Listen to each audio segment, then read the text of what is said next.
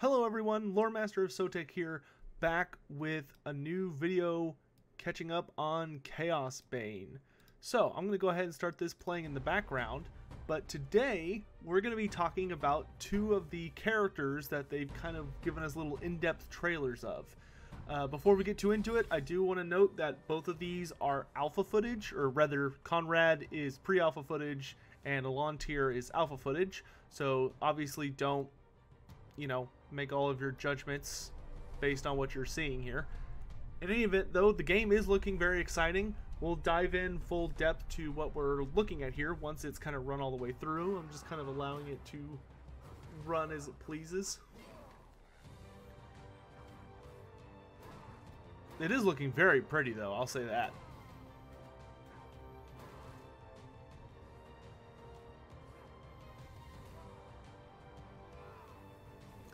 Can't wait to play this game. I hope they're going to have a public beta, at least in the later stages of the beta. I'd love to be a part of it.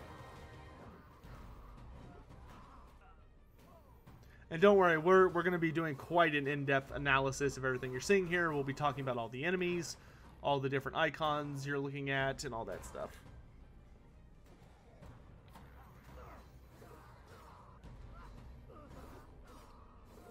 Hope you're all doing well today.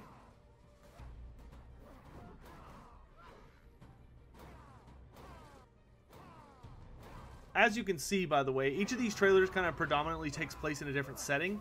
For Conrad's, which is the first one we're looking at, it primarily takes place in the sewers of Nuln, which, if you couldn't tell by all the disgusting pustules and pus sacks and rot, is predominantly the Nergal zone. Each of the four dark gods has a zone dedicated to them, and the sewers of Nuln, which I believe is the first area, is dedicated to Nergal. You also see a little bit of a city, which looks like the fallen city of Prague, and from what I can tell in the Elontir trailer, Prague seems to be mostly dedicated to corn. That might not be Prague. It just looks kind of like an empire city that has lots of corruption in it, but there's a lot of corn demons in it. Alright, in any event, let's go ahead and start breaking down everything we're seeing here. So, the first thing, obviously, to talk about is Conrad himself. As you can see, Conrad has a lot of prayer-based abilities. He doesn't use magic, he seems to use prayer, kind of like a warrior priest or a Templar of Sigmar. So, I'm not exactly sure what his exact relationship is to those kinds of things. Man, Nuln looks really pretty, which Nuln seems to be this stuff with all of the cathedral Sigmar iconography. So, Conrad Voland. So far, they have his career has been titled as just the Empire Soldier. He seems to be much more of an Empire Knight or Templar to me, due to the fact that A, he uses prayers, which people typically cannot use faith-based powers unless they are incredibly faithful individuals, and typically they have to be at least somewhat trained in it. That's not always the case, but if they're not wielding like legendary items, then that's often the case. That being said, seeing as Conrad is a survivor or a veteran of the Great War against Chaos, it does not surprise me in the least that despite the fact that he might just be a very highly trained soldier or a Knight Templar of Sigmar, that he has the ability to use faith-based abilities. That does not surprise me in the least. So that's kind of role-wise what we're looking at. As far as exactly who he is, we don't have a lot of details about Conrad just yet. From what I can tell, we know he's a veteran of the war against Chaos and Asvar Kul. They tell us as much in his trailer, which, as you can tell, I don't have voiceovers in the trailers I'm using because the developers of Chaosbane were very, very kind and were nice enough to send me these without the voiceovers in them, so I could voice over them.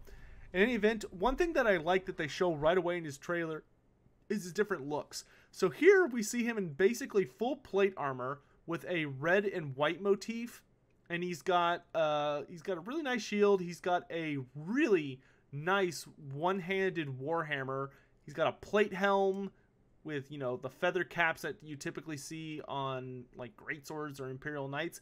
And then here we see him in a much more basic appearance, where he's wearing not nearly as much armor. He's got more of a black and white motif, which is almost a completely different province. He's got like the Osland bull on his chest piece, and he's got a, Osland. Yes, indeed, because you can see it's right there on his sword. And he's got like a much simpler shield, so it looks like this is perhaps him starting off in the game, and then this is maybe him late game. But in any event, I'm really glad to see that you can customize your appearance. It looks like quite a bit. That's one of the most important things to me in these kinds of games, these action RPGs, is that you be able to customize your character's appearance considerably. As far as enemies are concerned in this trailer, oh boy, are there a lot. So in this image alone, we see Plague Bearers, we see Ungor Raiders with short bows, we see Ungors with like hand weapons and shields, we have Nurglings pouring in from the flank. If we go later on, you have human cultists of Nergal, more beastmen. You have other nasty critters. Here's him using some more of his faith-based abilities. Here we have a plague beast of Nergal, which something that I'm really, really excited in this game that they're showing off is that they have kind of generic monsters that have marks that alter their physical appearance and attributes. So for instance, this is something that Total War should definitely get on doing, but this is basically a Chaos Spawn. It just has the mark of Nergal, and they're calling it a Plague Beast, which makes sense. But it has a completely different appearance than the other ones do that we'll see in like the Elontir trailer. Here we see some more enemy types. For instance, back here we have a Beast of Nergal, which one thing I'm really happy about the Beast of Nergal in particular is that it's the newest version from Games Workshop. So they didn't take the old, ugly as hell Beast of Nergal models from when Warhammer Fantasy was active. They took the ones that are the most recent, which I think this Beast of Nergal model, if memory serves, was released in Age of Sigmar. So I'm really glad that they're taking the best looking models from the particular troop type's lifetime instead of just whatever was active at the time.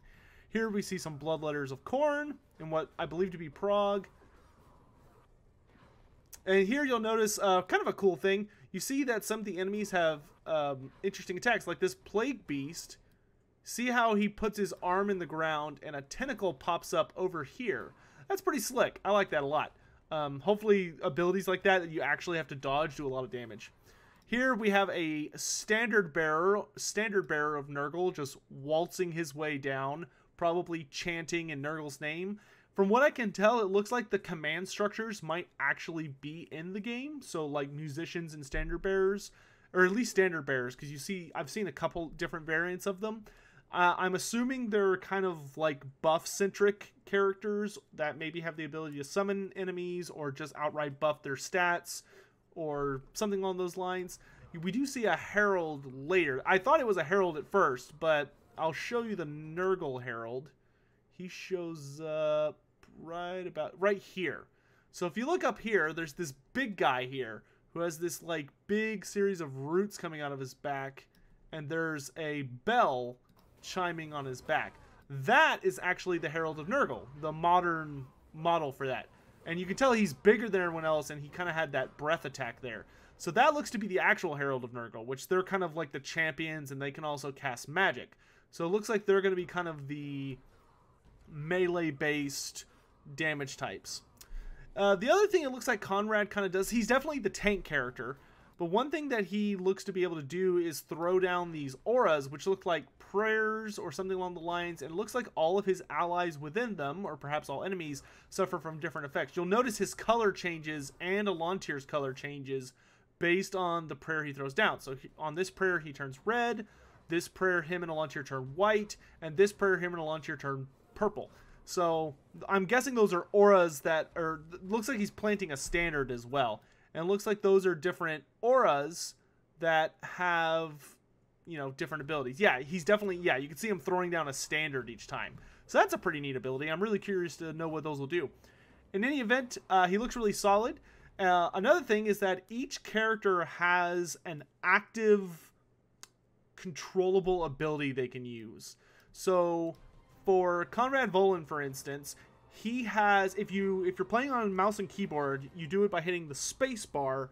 And if you're playing on a controller like they're doing in this trailer, as you can tell by the control setup down here, it's controlled with the right analog stick. You're able to use these active abilities. And you can see him using it here. Konrad has a shield bash, which seems like it blocks damage and also potentially does a little bit of damage and knocks back enemies, which is pretty cool. So you would, in that case, you'd hit the space bar and hold it down, or would flip the right analog stick in the direction you want to shield bash, which is a really awesome, significant effect. Elontir we'll talk about when we actually get to his trailer. So you can see he has all sorts of really cool faith-based abilities, such as calling comets down in Sigmar's name to fall from the sky, or creating like a fiery aura around him that burns enemies with holy wrath. He's a very, very cool looking character. I love the armored aesthetic. Down here, we see the different resources, essentially, that you work on with playing with a character. For most of them, the white orb that you see down here is essentially your mana. In Elontir's case, I believe it is faith, because it's how he uses his faith-based abilities. The main red orb here appears to be your health. And then these 3 orbs you see at the top that are fully charged in most of these clips, that's kind of like a rage meter. I can't remember what the exact name of it is. They talk about it in the trailer with the sound overs. But when you charge that meter all the way up, it gives you the ability to change from your normal skills to using some essentially super powered ones. So we're going to see him using them here in just a moment. He's kind of demonstrating all of his cool cleave attacks and a bunch of other little things here. There's him using a shield bash again. And here he goes. So you'll notice they kind of zoom in on it. And when it reaches full, you'll notice his 6 abilities now go down to 3. See how there's only 3 abilities down here in the bottom left? So these look to be your ultimate moves. So it looks like he's got one where he pulls out a giant 2-handed hammer of holy wrath and starts swinging and hitting everybody around him in cleave damage. And then there's this one where he essentially becomes a battering ram, summons a giant shield and charges people and does a ton of damage. And the last one looks to be that kind of ground pound there, where he just does a bunch of damage immediately around him in an AoE vicinity. Very, very cool looking abilities. I can't wait to explore the sewers of Nuln, though personally I think I'll be playing the Dwarf Slayer more than likely, or perhaps the Wood Elf, I can't decide. Both of them seem pretty cool. In any event though, that pretty much wraps up Konrad. The only thing I'm curious about him lore-wise is probably exactly what place he played in the battles against Azavar Kul. Essentially, for the humans of the Empire, there were 2 main forces that participated in the final battle of the Gates of Kislev. There was the Knightly Orders, who Magnus the Pious sent around the Chaos Horde to try and go and reinforce the city of Prague, which they thought was still under siege.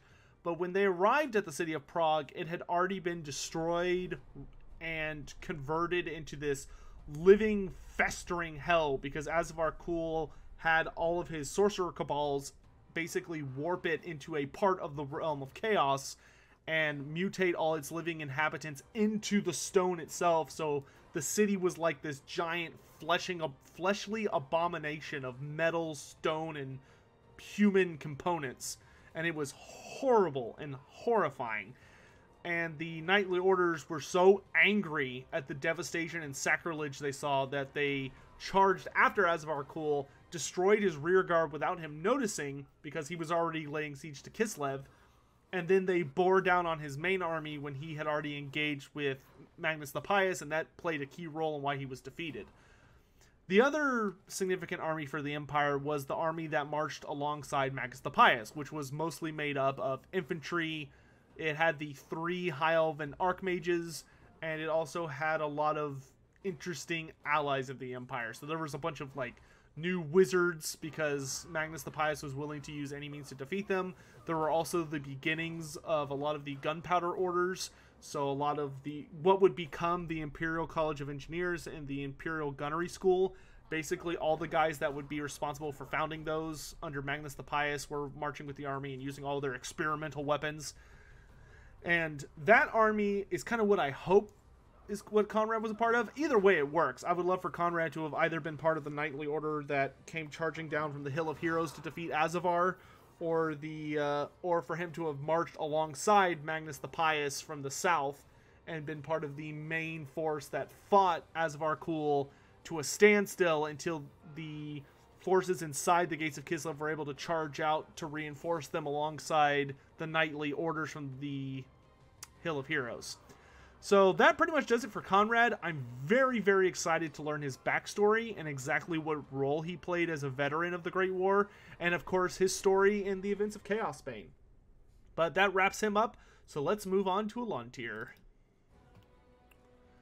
So Elontir is a High Elven Mage. Now I'm not sure if he's supposed to specifically be an Archmage or a Mage, which obviously an Archmage is the higher version.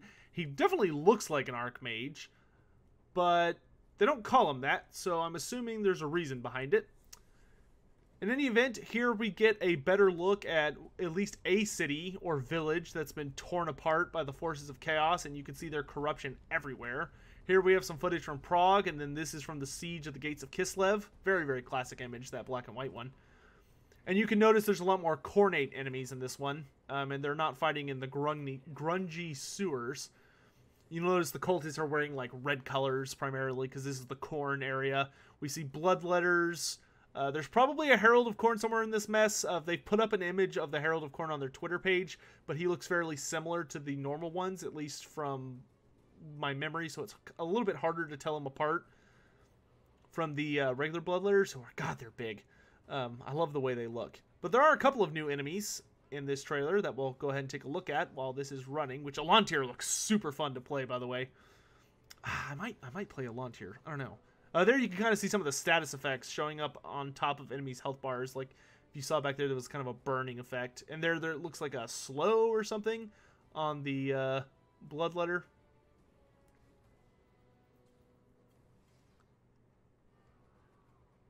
Alright, here we go. Yeah, as you can see all the, like, standards to Khorne lying around. So there we've got some flesh hounds of Khorne. Those are, like, his loyal hounds that hunt down those whose skulls belong to him, and they're particularly known for hunting down wizards and tearing them apart because they have brass collars that make them practically immune to many forces of magic. I wonder if they'll have resistance against Elontir's damage, since he primarily works in spells. And there's one more new enemy, I believe, in this trailer, which is coming up right here. You see these big boys here in the back. Those are Chaosbane, but these are the Khorne version instead of the Nergal version we saw in Conrad's trailer. So instead of Plague Beasts, I'm assuming these guys will probably be called like Skull Beasts or Blood Beasts or Slaughter Beasts, something along those lines. But they look super cool and much more flavorful. So I'm really excited to see them turning the units that can have marks of chaos to really be showing off the physical traits of those gods instead of just being like a different shade of color, you know. In any event, let's talk about Elontir then. So as far as abilities go, we can see from the gameplay footage it looks like you can have about 6 abilities active at a time. And we can see later on when they kind of show the skill sheet here, yeah, so you can have 6 abilities active, it looks like, at a time. And then it looks like you can have a second set of 6 abilities that I assume you can switch to by clicking a button or something along those lines.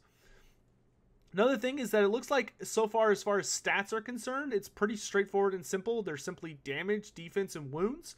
Obviously, this is alpha footage of the game, so, you know, nothing you're seeing here is set in stone, and everything is subject to change, so it's not representative of the final product. He also seems to have that faith meter, but it seems to represent magic instead of faith. Though instead of having Sigmar as his patron god, it looks like Elontir's patron god, according to his trailer, which you can go watch yourself if you like, that has the official voiceover from the Chaosbane crew, is Hoeth, the god of wisdom among the elves, which is an excellent choice. They call the White Tower of Hoeth that for a reason, and it's where all of the true mages of Ulthuan study and practice their arts, as well as the sword masters. In any event, as far as what abilities he uses are concerned, I must admit the names that they gave these spells in the trailer kind of cracked me up a little bit, because I thought they would do what they did like in Total War Warhammer, where they would name the spells after actual tabletop spells, but it seems most of the names they gave them are fairly different. So, like, none of them seem to be old, established Warhammer names. So, like, here, this spell, he throws down a little mark on the ground, and a bunch of lightning comes zapping very, very rapidly and does lots of damage. If you had asked me, I would have said, oh, that's either Forked Lightning or Urian's Thunderbolt from the Lore of Heavens. But I think they call it, I don't exactly remember what they call it, you have to go look. Here, he throws out these big old bolts of red lightning, which would probably, this would probably be more like Urian's Thunderbolt, because it looks a lot more powerful than the blue ones. Here, he's shooting fire out of his palms. He makes a mark and just kind of rapid fires them. That could, I wouldn't say that's fireball. That, to me, looks more like piercing bolts of burning, for instance. Here, we see that he has a teleport skill, which is always awesome and welcome. Here we see that he has a Flamestorm skill that not only knocks enemies back, but does lots of damage. And then he's got Wall of Fire, which was a super fun spell from, I think, back in 6th edition. They definitely call it something different in this trailer, but to me it looks like Wall of Fire. Or you could argue from an 8th edition perspective that it could be based on Fulminating Flame Cage, which is, of course, an ability that's designed to throw up a cage of fire that blocks enemies from crossing a path unless they want to take tons of damage. Other spells we see him use right about here is he has a Fire Breath spell, and it looks like spells can either be looks like they can be upgraded to have more dramatic effects. So you notice how short range and not flare that is, but when he uses that same, what looks to be that same spell here in a moment, now he has a looks like a star dragon, or at least some kind of high elven dragon interposed over his head. The fire is going out way further, and it looks much more intense because it's got like that blue-white, which means you know you're working with some serious quality flames. So it probably does a lot more damage. So it looks like he maybe put some points into his Fire Breath spell, and it's kind of, this is the upgraded form of it, which looks awesome, just that Dragon Breath. Kind of reminds me of the Dark Souls cult, where you could get like these dragon stones that would let you turn your head into a dragon head and breathe fire on people. Another spell we're about to see here in a second is he summons this aura, this area of effect that causes a time slow. So any enemies, and I assume projectiles, that step into it get really slowed down. You'll notice that they all kind of slow down. And then he throws out this little ball of lightning that travels in a straight line and will bounce off walls. If you notice here, he lets it go and it will bounce in a second. There it goes. But he can also control his spells. So what you'll notice is on a lot of his spells, you'll notice sometimes they just go down, but then sometimes they seem to move like the player's controlling them. Well, that's because he is, which is super cool. So where Conrad has the ability, by using the right analog stick on a controller or the space bar on a mouse and keyboard, to throw up a shield to block attacks or stagger enemies, Elontir instead has the ability to control his spells directly, like the direction they move and all that kind of stuff. So it seems that whatever the last spell he cast is, so long as he is continuing to cast that spell, he controls the direction it travels in, which is how we see events like this, where he, like, you'll notice that when he's using this lightning spell, it's going down in the direction he chooses, instead of just spreading out around him like we saw earlier. Or when he summons his slowdown aura earlier in the trailer, or no, later in the trailer, excuse me. Where is it? Here he goes. You'll notice that there he just summons and drops. But this time when he summons it, he'll move it around a bit before it settles. He teleports, and then he moves it, and then it stops, and then he throws out another spell. Obviously, he's taking control of it. Here, he's obviously controlling it, and then it stops when he stops controlling it. And then I believe in this part of the original trailer, they actually talk about that mechanism. I actually think that's a really cool, unique gimmick for him to show his mastery of magic. Other than that, you can see it looks like there are basically ways to improve all of his spells. So you'll notice this time, instead of just teleporting, he not only teleports, but he leaves behind a patch of fire to damage enemies from where he teleported from. Those are just his melee attacks, which of course are super fun looking. Here's our basic look at the initial skill tree. Obviously, this is probably not the final product, but this is what we're looking at the moment. And it looks like essentially there's just a ton of abilities, and each ability looks to have 3 tiers. Now, I don't know if those tiers are direct upgrades, or if maybe they are instead different versions. So, you know, like it's the same spell, but maybe there's different bonuses to each one. So maybe one does more direct damage, but one does less damage on the output, but leaves behind the ground burning. Like, look, this is the lightning spell, but now it's leaving behind the ground as cracked and on fire, and seems to be doing damage over time, which is pretty cool. Here we see his super abilities for when he has his rage meter all the way filled.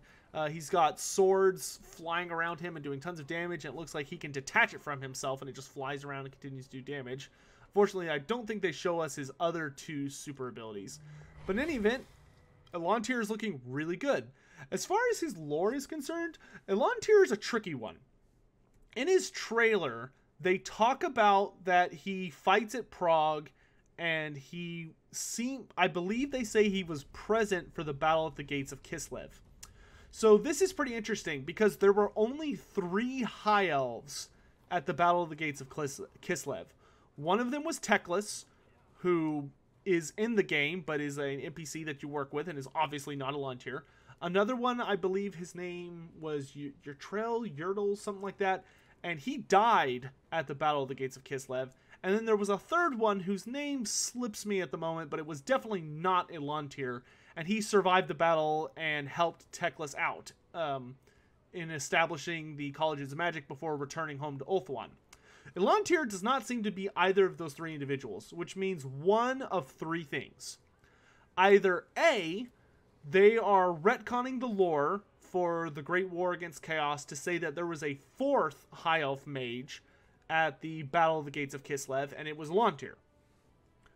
B, they're saying that they're retconning the names of the surviving mage who was not Teclis, so not the one that died and not Teclis, but the third one.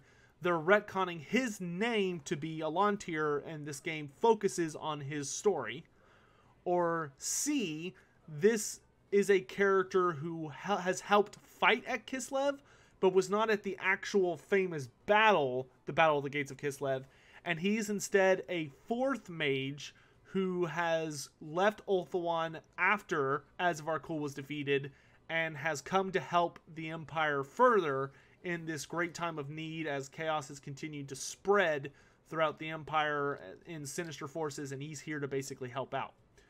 Because for the Elves, essentially what happened leading up to Azavar Kul was that they fought a really big war against the Dark Elves, because Malekith led a huge invasion.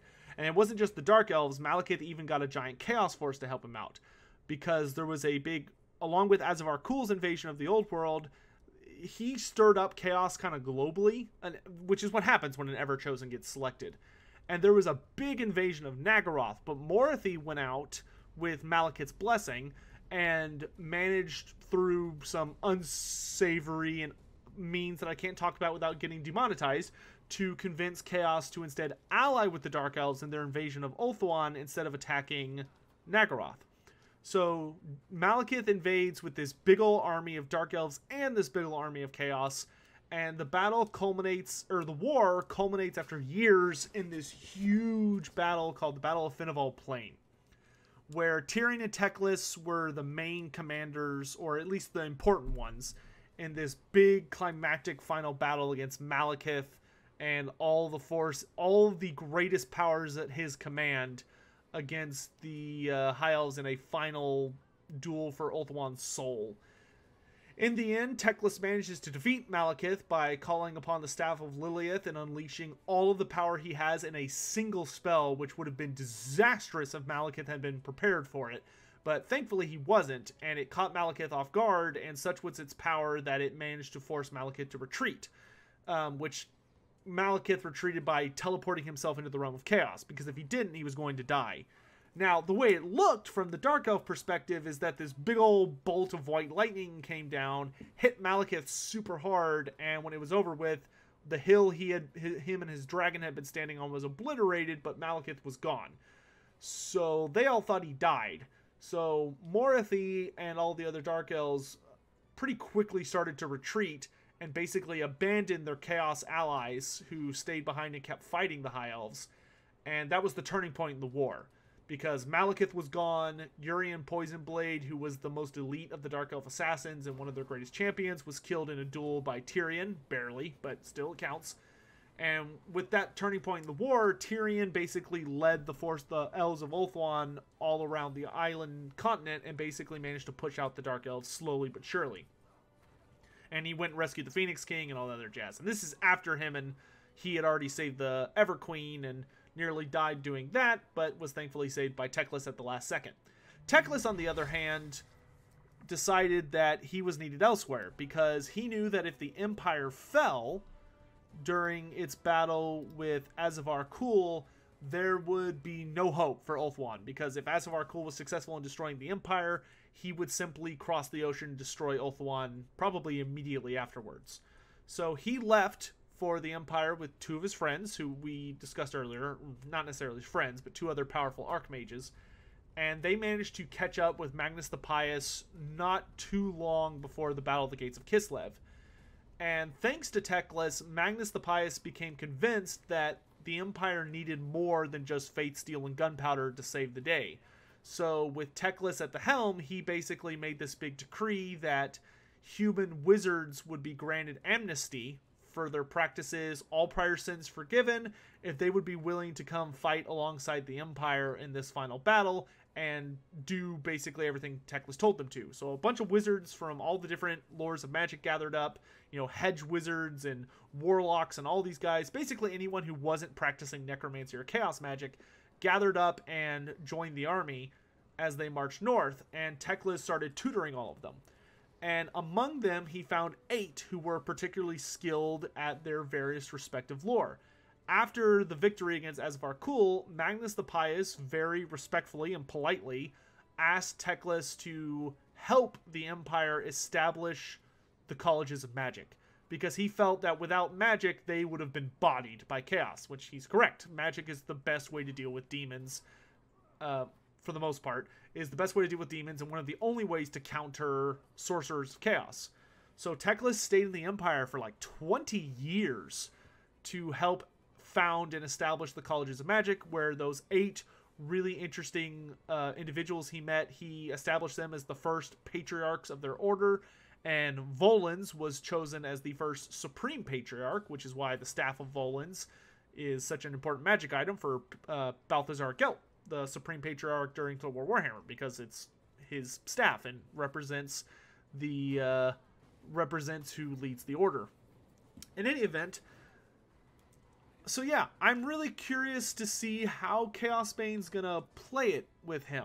They haven't really gotten too much into the specifics of these characters' lores and backgrounds just yet. I mean, we haven't even seen the dwarf and the wood elf yet, and so I'm really hoping that they really go ham on these guys' backgrounds to really allow us to dive in and enjoy the characters and explore this part and time in the world.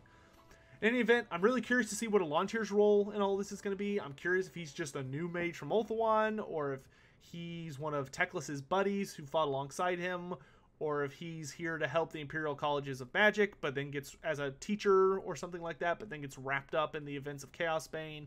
We'll have to see.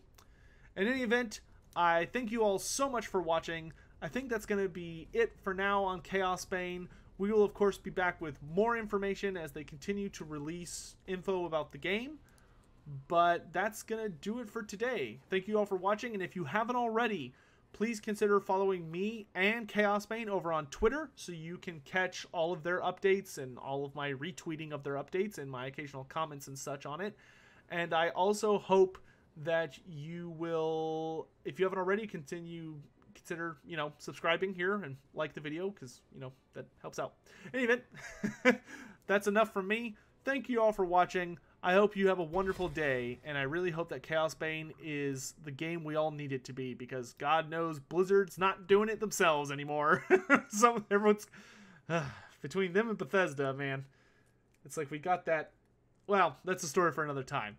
Thing is, a lot of those titans are vulnerable right now, and I think it would be really nice to see the game market get shaken up by new developers coming in and stealing back thrones and having to make those big companies have to actually work to be at the top of their genre again. So I really hope Chaosbane is everything it looks like it can be. I think the only notes I'm actually going to make about this alpha footage, which, you know, it's alpha footage, so I'm not, like, super, like, or anything. But the only thing I would say about this game, if the devs happen to be watching and listening, is that the only critique I would make based on the alpha footage so far is that, A, things seem maybe a tad slow for an action RPG. Like, it seems like the movement and stuff could all be sped up just a bit. Also, the sound effects for, like, when troops, or just for abilities and when troops are dying and all that stuff, seem a little flat. Definitely could use a big uptick on, like, the sound effects of, like, attacks and all that stuff to make them feel, like, really nice and heavy. Like, one thing that I love about Vermintide, and I think is why it continues to be a very successful game, is because the combat feels and sounds so good. It makes it so immersive. So I hope that's something they're really able to do with this game. Because right now, like, when the enemies die, it's not that impactful. You know, they just sort of crumple to the ground, and that's it. You know, they don't split apart, limbs aren't falling off, you know, they don't explode or anything interesting. They just literally fall over. Like, you know, it looks like when you kill an enemy, you're actually just giving them a sudden case of narcolepsy instead of killing them, you know, and blasting them apart or hacking them apart or what have you. So I kind of hope the death animations and all that jazz get spiced up just a bit. You know, I'd love to see enemies go flying and get torn apart and blood and guts go flying everywhere and all that jazz. And the sound effects, of course, get tuned up a bit. In any event, that's all my comments for right now. We'll continue to cover this game as more info comes out. Hope you're all having a great day, and I will see you around. Thanks for watching, guys. Bye.